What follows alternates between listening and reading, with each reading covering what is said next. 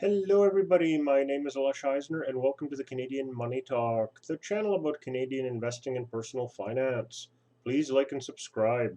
I record 2 videos per week, so make sure you ring the notification bell to get notified each time one comes out.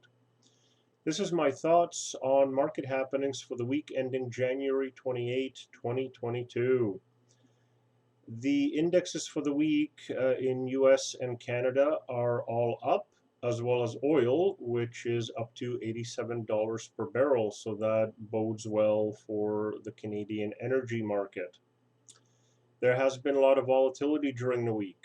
We've had huge swings during the day from a big down to a positive or a vice versa, with the tech-heavy NASDAQ being the most severe. Uh, I'm going to be talking about central banks in this episode, so let me give you some central bank background before the big news of the week. So, people believe the Fed is late in raising interest rates. There's a belief that both sides of the border are going to raise 3 to 4 times in 2022. And do remember that the US Fed said that they'd rather be in an overheated economy that could handle the increases before they start increasing. And I think that's sort of where we're getting to. The people are actually afraid that central banks are going to raise too fast from this point and put the economy into a recession as they had done in the past. And so this may also be the reason for some of the selling and especially the volatility. Quick reminder, both US and Canada's Fed's mandates are inflation and employment, not the stock market, nor the government or individuals being able to pay or service their debts. Fed doesn't care about government or personal loans, nor the markets officially. In the US, it's a little bit looser, where I think the Fed doesn't want to cause a bear market. And so back in 2018, where there was the taper tantrum, the US Fed backed off. In Canada, it's a lot more specific, where up until recently, it's been only the control of inflation. And some months ago, they added full employment to their mandate. So just be aware of that. And lastly, before the news, uh, the rotation of goods to services as COVID eases and people can interact could help with some of the supply chain issues that we've been having and the related inflation, and that could also ease inflation, causing the central banks to perhaps not need to raise interest rates quite as quickly. So, on to the news.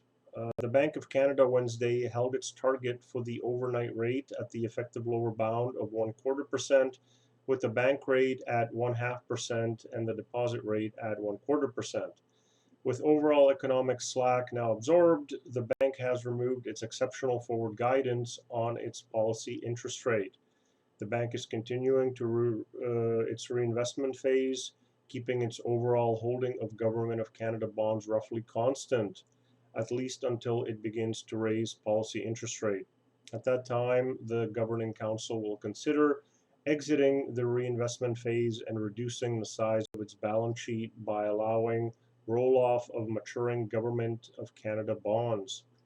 The next meeting is March 2nd, where an interest rate increase of 1/4% is widely expected. Another note is that it takes 12 to 18 months for an interest rate hike to affect inflation, and we have had high inflation for months. So it was a little surprising that the Bank of Canada actually did not raise by 1/4% on Wednesday. The market was largely expecting it, so it would have been little surprise if the rates went up. And do keep in mind that the central banks in general are trying to avoid surprising the markets. The US Federal Reserve also made an announcement on Wednesday, and they also held interest rates steady at near zero, but reiterated its commitment to withdrawing its pandemic era easy money policies in the face of rapid price increases. Quote, With inflation well above 2% and a strong labor market, the committee expects it will soon be appropriate to raise the target rate for the federal funds rate, end quote. The policy setting Federal Open Market Committee said in its updated statement. The US Fed did not opt to raise interest rates Wednesday because policymakers have messaged that they want to end the central bank's pandemic era policy of asset purchases first. The FOMC reaffirmed Wednesday that it will wrap up that process in early March, meaning the first pandemic era rate hike could come in 6 weeks. The Fed's next policy setting meeting is scheduled for March 15 and 16, which is when the raising will begin. The Canadian Central Bank is thus still expected to raise first by a couple of weeks.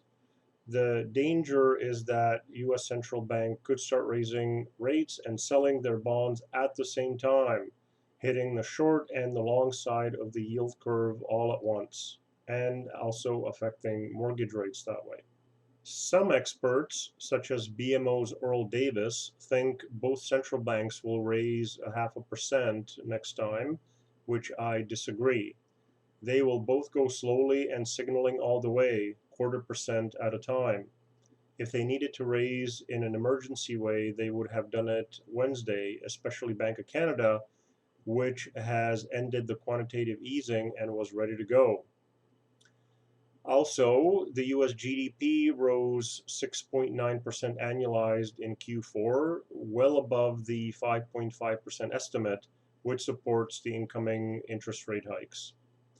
As far as the stock markets for 2022, there are experts saying maybe the highs are already in and we're just going to trend lower from here, or are predicting the usual long-term average 7 to 9% returns for the year, which is not really telling us very much. Looking at next week, we have UPS, PayPal, AMD, General Motors, Alphabet reporting Tuesday, Alibaba reporting Wednesday, Amazon, Ford, Suncor, Bell, and Lightspeed reporting on Thursday. On Tuesday, Canada reports the month-over-month GDP, and Friday, we have the Canadian January employment change. So that's been the eventful and uneventful week in summary. If you have any requests on what you would like me to cover in future videos, please put that into the comment section. Please like, subscribe, ring the notification bell, and may you have a profitable day.